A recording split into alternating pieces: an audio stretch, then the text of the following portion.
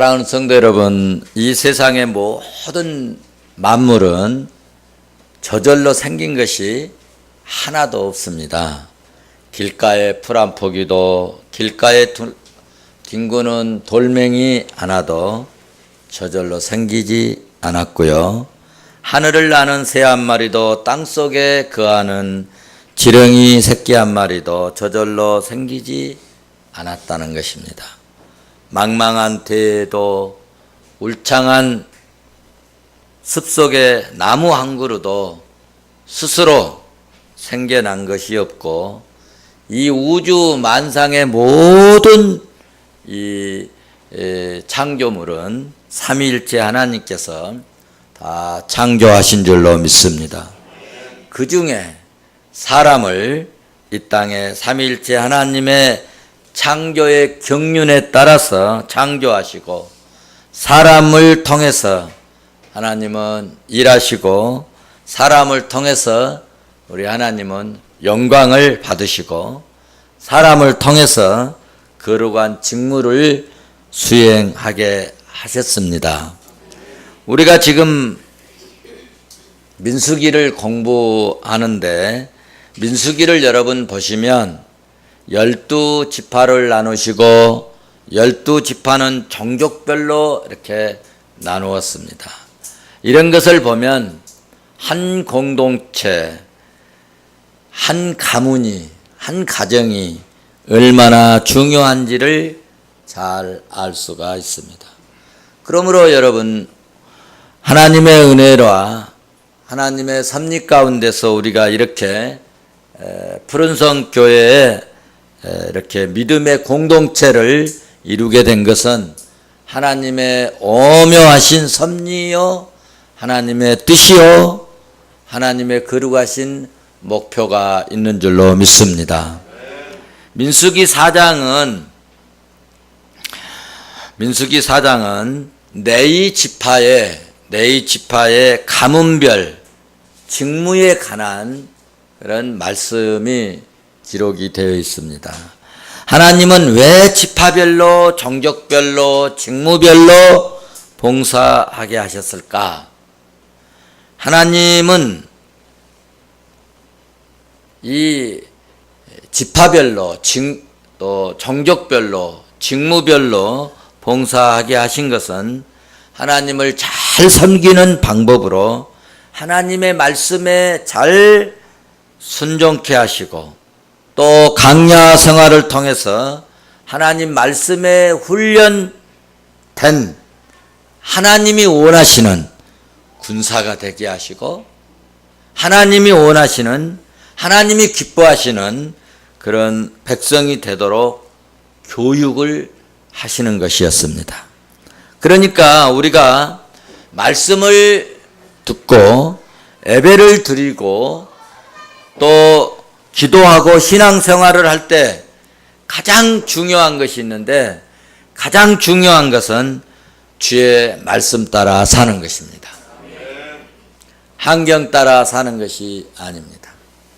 우리는 믿음의 공동체를 세우고 믿음의 공동체를 통해서 하나님의 뜻을 위해서 하나님의 뜻을 이루어 드리고 하나님을 기쁘게 해 드리기 위해서 내가 맡은, 내게 맡겨진 직무를 잘 감당할 때 하나님께서는 그 공동체에도 말로 다 할 수 없는 은혜를 베푸시지만, 그 공동체를 이루는 개개인에게도 측량 못할 하나님의 은혜를 베풀어 주신 줄로 믿습니다.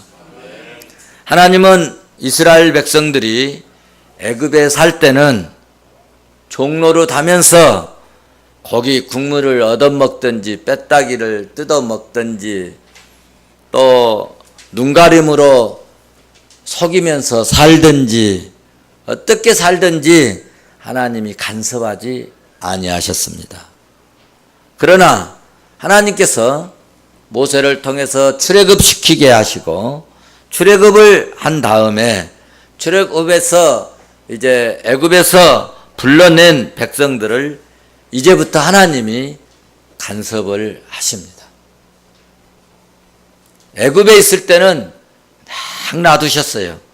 그런데 애굽에서 불러낸 다음부터는 하나님이 일일이 간섭을 하십니다. 그리고 교육을 하십니다. 훈련을 시킵니다. 이제부터는 질서를 지키게 하십니다. 그리고 말씀에 순종하지 아니하면은 여지없이 화를 내시고 재앙을 내리시고 벌을 내리시고, 말을 듣지 아니하시면 갑자기 불뱀을 독사를 보내서 물어서 협박을 하시고 물어서 죽게 하시고, 그래서 하나님의 말씀에 순복하지 아니할 수 없도록 만들어 버리십니다. 그래서 하나님의 일꾼을 군인으로 비유를 합니다. 디모데후서 2장 3절에 너는 그리스도 예수의 좋은 병사로 나와 함께 고난을 받으라. 아멘. 여러분들이 아멘 안 하니까 제가 대신했습니다. 너는 그리스도 예수의 좋은 병사로 나와 함께 고난을 받으라. 여러분은 예수 그리스도의 좋은 병사가 될 수 있기를 바랍니다. 한번 받아서 합시다. 나는 예수 그리스도의 좋은 군사다. 디모데후서에 예수 그리스도의 좋은 군사에 대해서 말씀하고 있는데 2장 4절에서 말씀해 주셨는데요. 병사로 복무하는 자는 자기 생활에 얽매이는 자가 하나도 없나니 이는 병사로 모집한 자를 기쁘게 하려 함이라. 모집하는 자로 기쁘게 하려 함이라 라고 말씀하셨습니다. 그러니까 자기 편하고 자기가 뭐 어떻게 뭐 훈련받아서 몸이 건강하고 뭐 근육이 생기고 단련된 그런 몸으로 뭐 그런 군사가 되는 게 아니고 모집한 자로 기쁘게 하기 위한 훈련을 하겠다는 것입니다. 그렇습니다. 신령한 일들을 하는 자들은 군대와 같습니다. 군인은 군인 정신이 투철해야 하는데 개인 사정에 따라 살지 않습니다. 그래서 군대를 이렇게 부름받아 가게 되면은요, 그렇게 사랑하는 엄마 아빠를 떠납니다. 우리 은국이도 군대에 부름받아 간 날 안숙기도를 하는데 눈물이 그냥 강을 이루었어요. 진짜입니다. 얼마나 울어대는데 마음이 아파서 견딜 수가 없었어요. 제가 그렇게 사랑하는 아빠, 아버지, 엄마 품을 떠납니다. 누구가 그런다고요? 군인은 그렇습니다. 그렇게 좋아하는 친구들 다 떠납니다. 그렇게 좋아하는 애인도 헤어져서 부름받아서 갑니다. 개인 사정에 따라 살지 않는다는 말씀입니다. 군인은 생명을 걸고 규율을 지켜야 합니다. 규율에 따라 살아야 하는 것입니다. 다시 말씀드리면 하나님의 일꾼들은 엄격하게 누구의 말씀에 따라? 하나님 말씀 따라, 주의 말씀에 따라 순종할 때 하나님께서 여러분 안 되는 것을 되게 하시고 할 수 없는 것을 하게 하시고 필요한 것을 공급하시고 사명을 감당할 수 있는 능력을 주실 줄로 나는 믿습니다. 사랑하는 성도 여러분, 우리가 이 땅에 살면서 하나님이 원하는 것이 무엇인지 알고 하나님을 기쁘게 해드리는 것이 영광이고 그것이 지혜 있는 삶인 줄로 나는 믿습니다. 하나님이 기쁘게 하시는 뜻이 무엇인가를 이해하고 깨닫고 그것을 확인하고 사는 것이 그것이 복된 인생인 줄 믿습니다. 여러분, 이 땅에서 여러분 아파트 하나 산 것이 중요한 게 아니고요, 이 땅에서 기와집 하나 짓고 사는 게 중요한 게 아니고 별장 하나 짓고 사는 게 중요한 게 아닙니다. 땅 몇 평 사가지고 사는 게 중요한 게 아닙니다. 레위기, 민수기를 통해서 우리가 알아야 할 것, 그리고 알 수 있는 것은 광야에서 이동을 이렇게 하는 이동용 성전을 만들게 하셨습니다. 제가 깊이 생각을 해봤어요. 아니, 빨리 가나안으로 데리고 가서 거기서 멋있는 성전 짓게 하시고 그러시지, 광야에 뭐 하려고 이동용 텐트 같은 그런 성막을 짓게 하셨을까?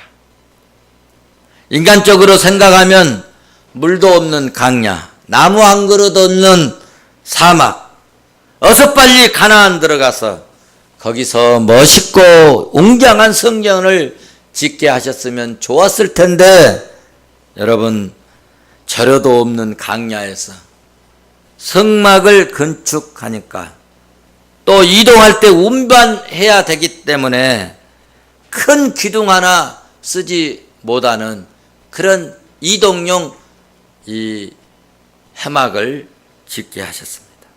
우리가 레위기서에서 성막을 배웠듯이 이 성막은 말이죠, 큰 기둥 하나 없어요. 다 짝대기 같은 거 다 이렇게 세우고 짓게 했어요. 왜? 운반해야 되니까, 이동해야 되니까. 다시 또 조립했다가 또 풀었다가 또 가지고 운반해야 되기 때문에 큰 기둥을 세우면 그거 누가 들고 가겠습니까? 그래서 운반해야 되기 때문에 정말 좋은 재료, 큰 기둥, 큰 나무 하나 사용하지 못하고 이렇게 지어야 될 이런 이동용 성전을 만들게 하셨는데, 하나님의 의도는 그 성막이 중요한 것이 아니라 이스라엘 백성 전체가 성전이 되고 이스라엘 백성 전체를 하나님께서 성전으로 만들어 버리시고 싶으신 깊으신 뜻이 있다는 것입니다. 그래서 베드로전서 2장 5절에서 말씀하시기를 너희는 산돌같이 신령한 집으로 세워지고 예수 그리스도로 말미암아 하나님이 기쁘게 받으실 신령한 제사를 드릴 거룩한 제사장이 될지니라. 무슨 말씀이냐 하면요, 하나님이 원하시는 것은 돌과 나무로 지어진 웅장한 성전이 아니라 하나님의 원하시는 것은 사람으로 지어지는 성전을 원하셨다는 거예요. 성전을, 그래서 예수님께서 예루살렘 그 멋있는 성전, 아름다운 성전, 금빛 찬란하게 만들어진 성전, 36년 동안 지었던 성전 헐어버려라. 그리고 내가 3일 만에 지으리라. 무슨 말씀이냐 하면 짐승을 잡아서 제사 드리는 성전이 아니라 예수 믿는 성도들 한 사람 한 사람이 벽돌 한 장이 되지고 예수 믿는 성도 한 사람 한 사람이 기둥이 되어지고 다듬어진, 무엇으로? 말씀으로 다듬어진 살아 움직이는 성전을 원하셨다는 것입니다.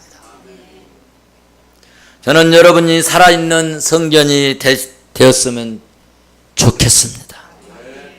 오순절에 오신 성령 하나님은요, 웅장하게 지어진 성전에서 짐승을 잡아서 제사 드리는 그런 열정 있는 그런 사람들에게 성령이 오시지 않았고요, 예수 그리스도의 말씀을 붙들고 그 말씀을 붙잡고 그 말씀을 믿고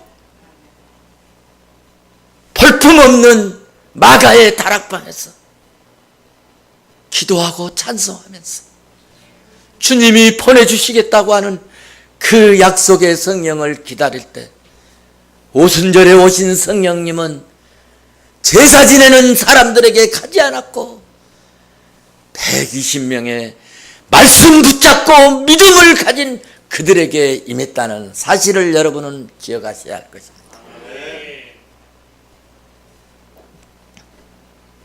저는 여러분이 살아있는 성령이 되셔서 오늘 또 오시는 성령님이 율법주의적, 가식적이고 이선적이고 자기 자신들만 위해서 사는 그런 사람이 아니라 정말 거룩한 하나님의 공동체를 이루고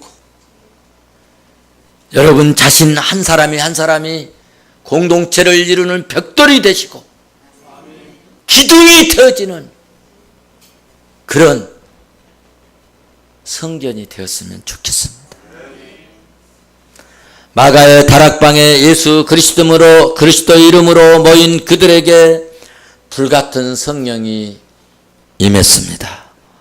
오늘 또 우리가 말씀에 붙잡히고 말씀에 붙잡힌 한 사람 한 사람이 하나님의 말씀으로 은혜 받고 오직 말씀을 사모하고 기도에 힘쓰며 오순절에 임했던 성령이 오늘 우리에게도 임하게 될 줄로 나는 믿습니다. 그래서 벽돌 하나라도 빠져나가면 안 됩니다. 기둥 하나라도 빠지면 안 됩니다. 나 같은 한 사람 없다고 괜찮겠지 이런 생각하면 안 됩니다. 벽돌 하나 빠지면 공동체가 틈이 생깁니다. 기둥 하나 빠지면 공동체가 힘들어집니다. 빠진 기둥은 어떻게 될까요? 빠진 벽돌은 쓸모가 없는 것입니다. 공동체에 쓸모가 없어져요. 가치가 없어지고요. 하나님 영광이 사라지는 불행한 일꾼으로 진영을 잃어버린 불행한 병사와 같습니다. 진영을 잃어버린 불행한 병사가 되지 말기를 저는 주의 이름으로 여러분에게 간절히 부탁을 드립니다. 오늘 민수기 4장에서 고앗 자손의 역할에 대해서 말씀하고 있습니다. 본문 15절 말씀을 봐보십시오. 다 같이 15절 같이 보십니다. 시작. 떠날 때 아론과 그의 아들들이 성소와 성소의 모든 기구를 덮는 일을 마치거든 고앗 자손들이 와서 매일 것이 그러나 성물은 만지지 말라 그들이 죽으리라. 해막 물건 중에서 이것들은 고앗 자손이 매일 것이며. 아멘. 여기 제사장의 할 일과 고앗 자손들의 할 일, 직분과 직무에 따라서 일할 것에 대하여 하나님께서 모세에게 지시하고 말씀하셨습니다.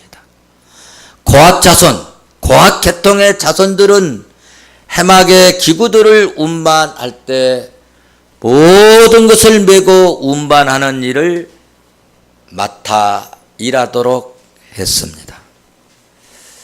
이 고앗 자손들은 오늘 이 고앗 자손들 해막 기구들, 이 해막 기구들은 이제 한마디로 말하면 성막 중에서 무엇을 의미하냐면은 컴퓨터로 말하면 소프트웨어입니다. 다른 것은 껍데기지만 중요한 이 소프트웨어. 제가 지난주에 핸드폰을 잊어버렸어요.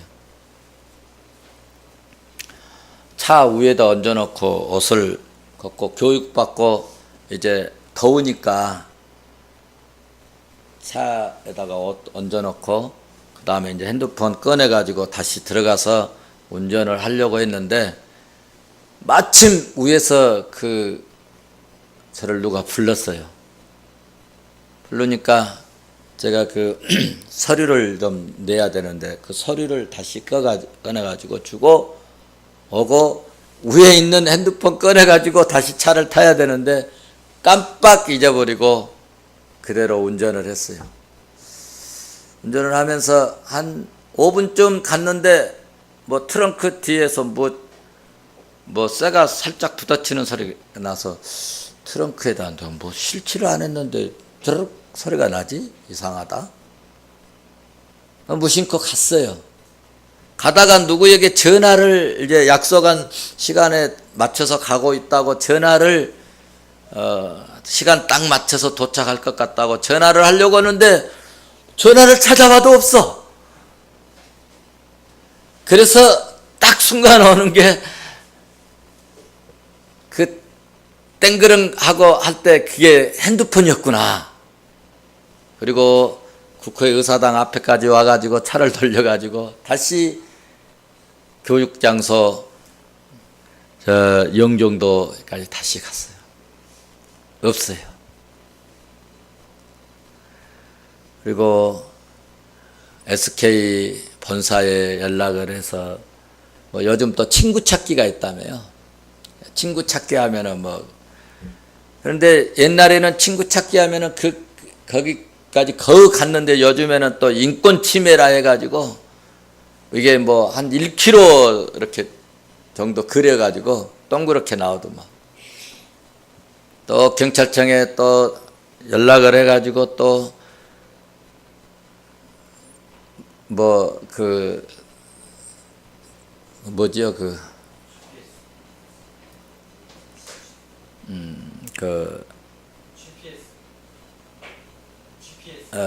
하여튼 거기 장소까지 우리 뭐 자살하려고 하면은 뭐 누가 자살한다고 얘기하면 뭐 이렇게 하는 것처럼 연락을 했는데 그것도 또 이제 뭐 접수를 해갖고 또 정상으로 또 해야 된다는 거예요. 2번, 3번 돌아봤지만 못 찾았습니다. 못 찾고 전화가 사용될 일이 엄청 많은데 없어서 몇 분이 야, 이 사람아 전화 먼저 개통 먼저 해라. 그래서 전화를 보험을 들었는데 보험도 뭐 4, 50만 원 또 내야 된대요. 그리고 한 10일 걸린대요. 보험 처리를 하려면. 그러니 10일 동안 기다릴 값이 100만 원도 더 들 것 같아서 그냥 했어요. 그런데 개통하고 한 3시간 정도 있는데 전화가 한 통 왔어요. 최석우 목사님이십니까? 네, 그렇습니다. 전화를 주었다는 거예요.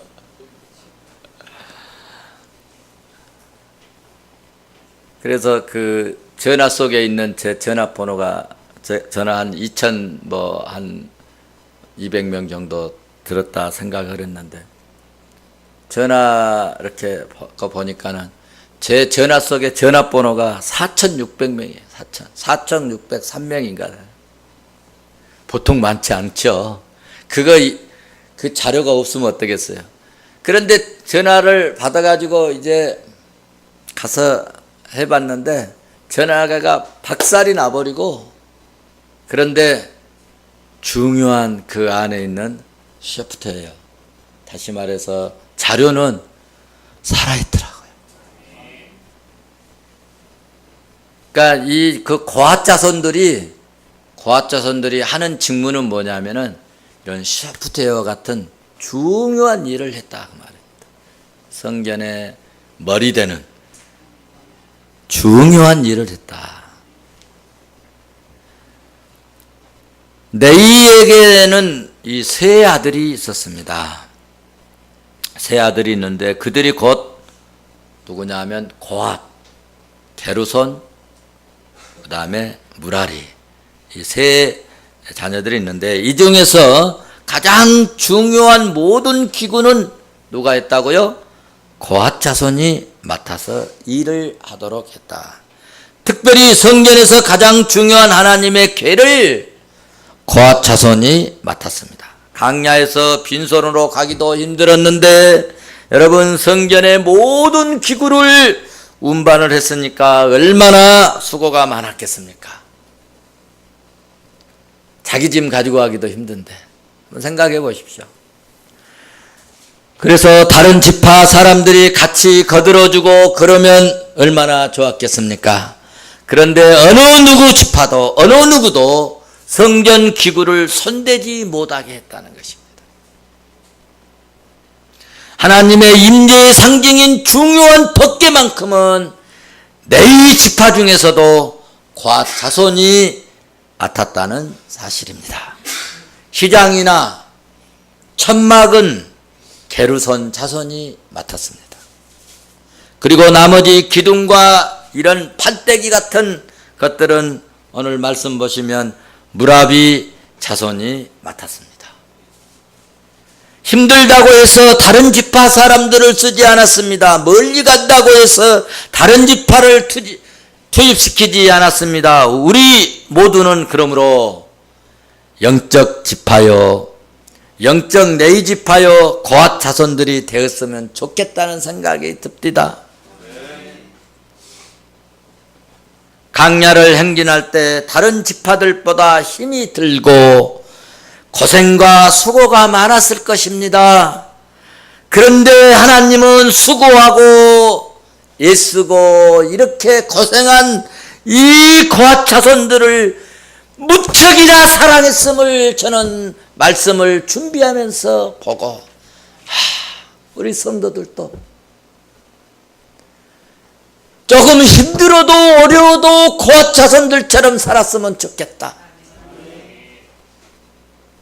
여러분, 창세기 7장에서 하나님께서 세상을 쓸어버리실 때 노아와 그 가족들은 생명이 끊어지지 않게 하나님이 구원하여 살게 하셨습니다. 방주 만들었을 때 그때 여러분 기계가 있었겠습니까? 무슨 대패가 있었겠습니까? 무슨 톱, 전기톱이 있었겠습니까? 무슨 목재 잘 절단하는 그런 무슨 기술이 있었겠습니까? 얼마나 힘들었겠어요? 그런데 여러분, 세상이 멸망할 때 그 수고했던, 그렇게 했었던 말씀대로 말씀을 믿고 말씀을 신뢰하고 수고했던 그들만 살아남았다는 겁니다. 다 같이 오늘 본문 4장 18절을 봐보시기 바랍니다. 18절 같이 보십니다. 시작. 너희는 고앗 족속의 지파를 레위 중에서 끊어지게 하지 말지니.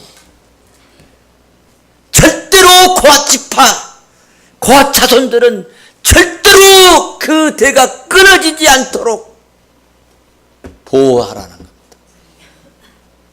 절대로. 왜? 중요한 이 성전 기구를 운반해야 할 사람이 다른 사람이 만지면 죽여버리니까 반드시 이들이 이 수고와 이 직무를 감당해야 되기 때문에 이 자손들은 절대로 끊어지지 않도록 해라. 특별히 명령했다는 거야. 특별히. 전쟁이 일어나도 끊어지지 않게 하시고 어떤 일이 있어도 이 집안은 끊어지지 않도록 명령해 주셨다는 거예요. 나는 여기서 정말 말씀을 준비하다 멈추고요, 밤 늦게까지 몸부림을 쳤습니다. 우리 성도들이 이런 은혜를 받아야 되지 않겠는가.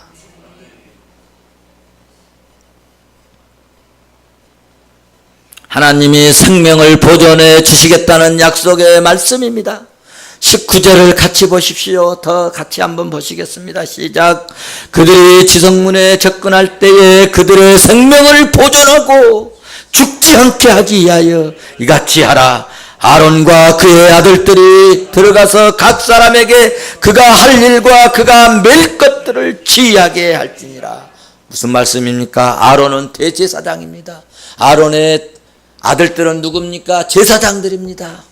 그러니까 대제사장, 그리고 제사장들이 혹시라도 성전 기구를 잘못 만지다가 죽으면 안 되니까 너희들이 직접 들어가 가지고 고아 자손들을 잘 보호하고 혹시라도 실수해서 죽는 일이 없도록 직접 지휘하라고 했다. 지휘하라.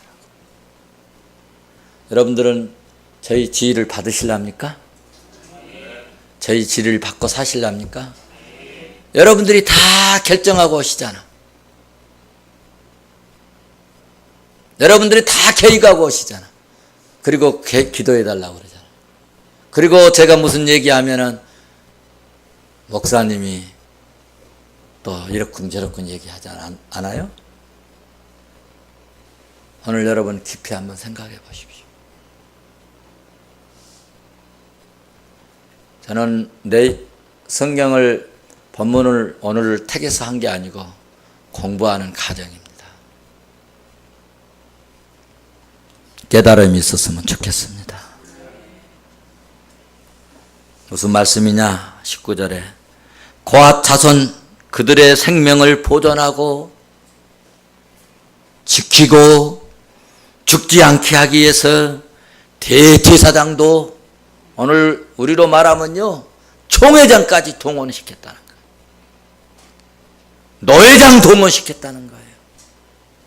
담임 목사 동원시켜서 이 지파만큼은 지켜라.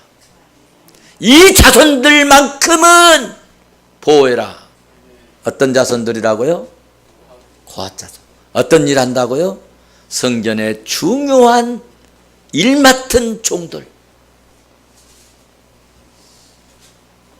여러분 성전의 중요한 일 맡은 종들 되시기를 바랍니다. 그러면 하나님이요 끝까지 책임져 주십니다. 그래서 하나님을요 오메가요 알파라고 하신 겁니다. 처음만 지키시고 처음만 보호하신 게 아니고 끝까지 하늘의 철장 권세로 보호해 주실 줄로 믿습니다. 저는 애들을 길러도 또 잘되기를 다 바라고 저는 여러분의 자녀들을 위해서 엄청 기도 많이 합니다. 어쩌면 본인들 기도보다 여러분의 자녀들이 잘되기를 간절히 기대하고 또 비전을 거기다 두고 거기에 의해서 기도를 많이 합니다. 대학도 좋은 대학하고 또 대학 시험도 잘 보고 그런데 제가 목회하면서 이런 일이 있었습니다. 두 학생이 있었습니다.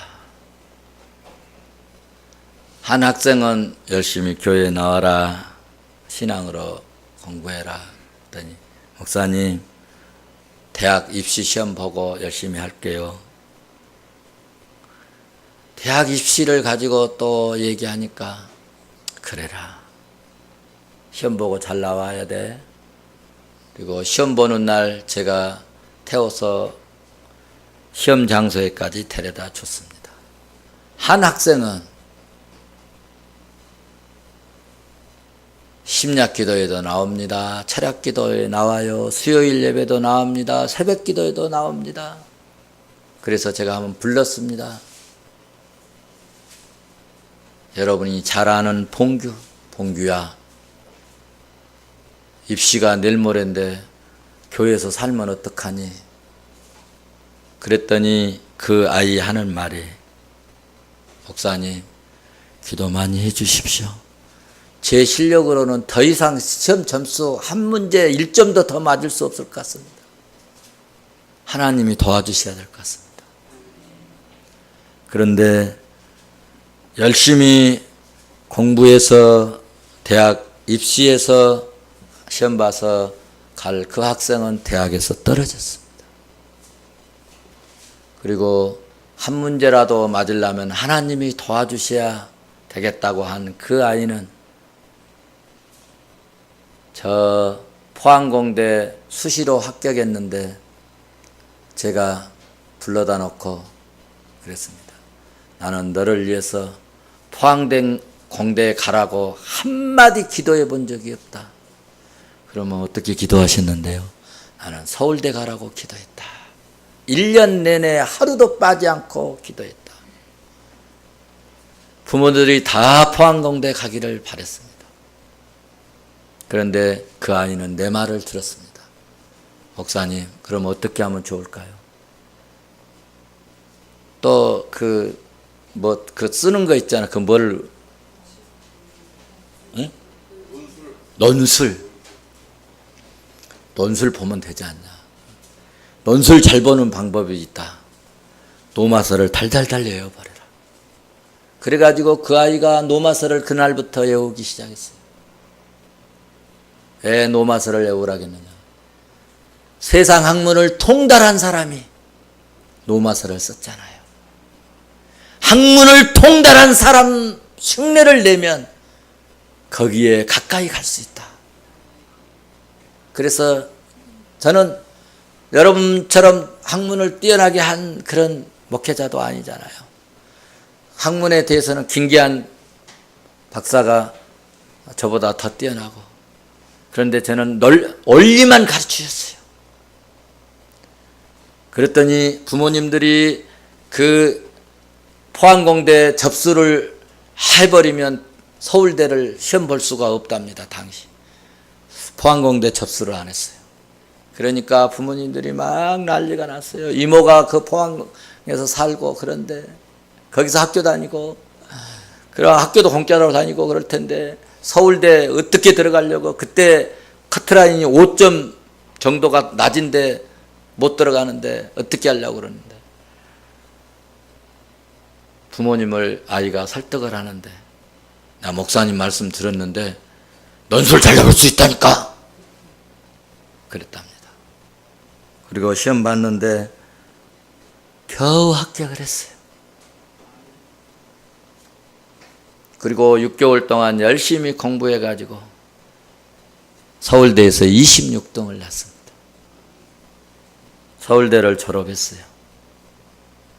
졸업하고 불러가지고 의대를 가라. 근데 마침 그때 당시 3년을 공부하면 그 의사가 되는 과정이 있었어요. 대학원 과정이. 그래서 너는 학급하니까 공부하면 의대 갈 수 있다. 그래가지고 의대 시험을 봤습니다. 시험을 봤는데 그때 아주 대수가 굉장히 썼어요. 근데 의대를 합격을 했어요. 할렐루야. 등록금이 없었어. 서울대 가는데도, 의대에 가는데도 등록금이 없었어요. 제가 빚을 내가지고 등록금을 줬는데 갚으신다고 하는데 아직도 안 갚았습니다. 그러나 저는 잘 되기를 바랍니다. 하나님의 은혜가 그때 당시 그 아이에게 믿음이 있어서 정말 아버지 말도 엄마의 말도 목사님 말씀보다 우선하지 못했다. 그리고 하나님 말씀을 붙들고 하겠습니다 하더니 마침내 의사가 된 줄로 믿습니다. 여러분, 사람을 의지하지 마십시오. 하나님을 의지하면, 하나님이 길을 여시면, 하나님이 은혜를 베풀어 주시면 민족이 뛰어난 나의 후손들이 일어날 줄로 믿습니다. 나는 푸른 성에서 반드시 시대를 이끌어가고 시대를 앞서가고 시대를 움직이고 시대에 역인하게 쓰임받는 민족의 일꾼이 반드시 일어나기를 소망하고 믿고 기도하고 있으니 때가 되면 하나님이 응답해 주실 것을 믿습니다. 오늘 고앗 자손에게 하나님께서 기가 막힌 은혜를 베푸신 것처럼 오늘 하나님의 말씀을 붙들고 죄 몸된 핏불려 세운 교회에 중요한 일을 감당하시는 여러분들에게 하나님이 끝까지 지키시고 보존해 주시고 하나님이 나의 기업이 되어주시는 그런 은혜가 있기를 주의 이름으로 축원합니다.